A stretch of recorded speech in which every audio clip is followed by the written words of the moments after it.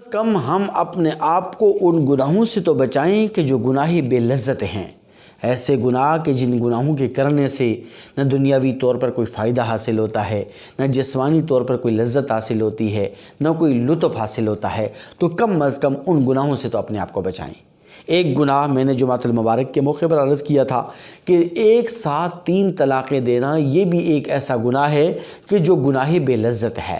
اس گناہ کے کرنے سے نہ جسمانی طور پر کوئی لطف حاصل ہوتا ہے، نہ جسمانی لذت حاصل ہوتی ہے، نہ اس گناہ کے کرنے کا دنیاوی طور پر کوئی فائدہ ہے۔ وہ ایک الگ بحث ہے اور علمی بحث ہے کہ ایک ساتھ 3 طلاقیں دینے سے طلاق واقع ہو جاتی ہے یا نہیں واقع ہو جاتی، اور کتنی طلاقیں واقع ہوتی ہیں وہ ایک الگ تفصیل ہے۔ لیکن بہرحال جائز کاموں میں سے یہ وہ واحد جائز کام ہے کہ جو ناپسندیدہ ہے، اللہ تبارک و تعالیٰ کے ہاں مبغوض ترین ہے طلاق دینا، لیکن 3 طلاقیں ایک ساتھ دینا یہ گناہ ہے۔ اللہ تبارک و تعالیٰ کا یہ اللہ تعالیٰ کی یہ نافرمانی ہے۔ اس لیے اگر طلاق دینے کی ضرورت پیش بھی آ جائے تو ایک طلاق دے کر چھوڑ دیا جائے تاکہ عدت کے اندر آپ کے پاس رجوع کرنے کا آپشن موجود ہو۔ تو بہرحال اس کی ایک الگ تفصیلات ہیں، لیکن 3 طلاقیں دینا یہ بھی ایک ایسا گناہ ہے کہ جو گناہ بے لذت ہے۔ اسی طرح داڑھی مونڈنا، داڑھی کتروانا یہ بھی ایک ایسا گناہ ہے کہ جو گناہ بے لذت ہے۔ اس گناہ کے کرنے سے نہ جسمانی طور پر کوئی لطف حاصل ہوتا ہے، نہ جسمانی طور پر کوئی لذت حاصل ہوتی ہے، نہ دنیاوی طور پر کوئی فائدہ اس سے حاصل ہوتا ہے۔ آپ علیہ الصلوۃ والسلام نے فرمایا خالف المشرکین وفر اللحا وقص الشوارب، کہ تم مشرکین کی اور یہود و نصارہ کی مخالفت کرو، اس لیے کہ وہ داڑھی کترواتے ہیں، مونچھیں بڑھاتے ہیں، لہٰذا تم ان کی مخالفت کرو، داڑھی کو بڑھاؤ، مونچھیں کترواؤ۔ اسی طرح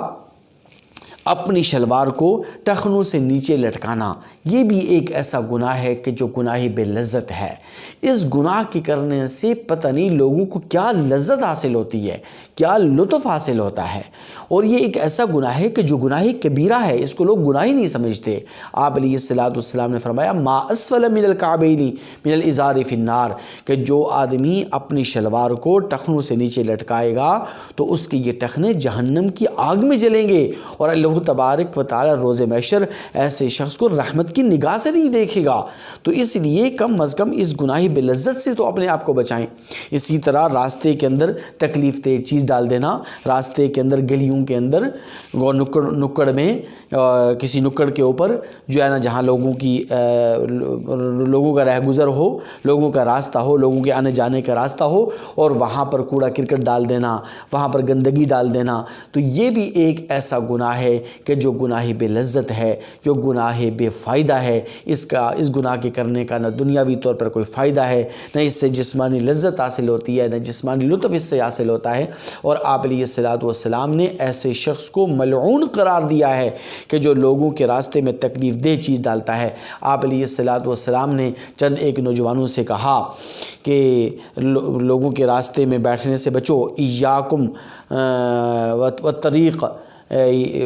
کہ لوگوں کے ایاکم الجلوس فی الطریق، کہ راستے میں بیٹھنے سے اپنے آپ کو بچاؤ، یعنی لوگوں کے راستے میں مت بیٹھو۔ اور آپ علیہ الصلوۃ والسلام نے جب یہ جملہ ارشاد فرمایا تو ان نوجوانوں نے عرض کیا کہ یا رسول اللہ ہمارے پاس کوئی اور آپشن نہیں ہے، ہمارے پاس بیٹھنے کی کوئی اور جگہ نہیں ہے، تو اس لیے ہمیں راستے میں بیٹھنا ہمارے لیے مجبوری ہے۔ تو آپ علیہ الصلوۃ والسلام نے فرمایا کہ وَأْتُوا الطَّرِيقَ حَقَّهُ، اگر تم نے لوگوں کے راستے میں بیٹھنا ہی ہے تو پھر تم راستے کے جو حقوق ہیں ان کو ادا کرو۔ تو صحابہ کرام نے عرض کیا، نوجوانوں نے عرض کیا کہ یا رسول اللہ وما حق الطریق، یا رسول اللہ کہ راستے کی کیا حقوق ہیں؟ تو آپ علیہ الصلوۃ والسلام نے پھر اس میں چند ایک چیزیں ارشاد فرمائی۔ آپ علیہ الصلوۃ والسلام نے فرمایا کہ کف الاذی، کہ لوگوں کے راستے میں جو تکلیف دہ اگر کوئی چیز پڑی ہوئی ہے، کانٹا پڑا ہوا ہے، کوئی نوکیلی ہڈی پڑی ہوئی ہے، کوئی ایسی چیز پڑی ہوئی ہے کہ جس سے لوگوں کو گزرنے والوں کو تکلیف اور اس سے اذیت پہنچنے کا خطرہ ہے، تو اس چیز کو ہٹاؤ۔ غض البصر، اپنی آنکھوں کو، اپنی نگاہوں کو نیچے رکھو۔ ورد السلام، اور لوگوں کے سلام کا جواب دو۔ اور ایک روایت میں آپ علیہ الصلوۃ والسلام نے فرمایا کہ جن لوگوں کو راستہ معلوم نہیں ہے، ایڈریس اگر اگر کسی کو معلوم نہیں ہے، کسی گزر کو، کسی مسافر کو کسی کے گھر کا پتہ معلوم نہیں ہے، تو اس کو اس گھر تک پہنچاؤ اور اس راستے کی طرف، اس گھر کی طرف اس کی نشاندہی کرو۔ اور آپ علیہ الصلوۃ والسلام نے فرمایا کہ لوگوں کے راستے سے تکلیف دہ چیز ہٹانے والا اللہ تبارک و تعالیٰ کے ہاں بڑا محبوب ہے۔ اور آپ علیہ الصلوۃ والسلام نے یہ بھی ارشاد فرمایا کہ جو آدمی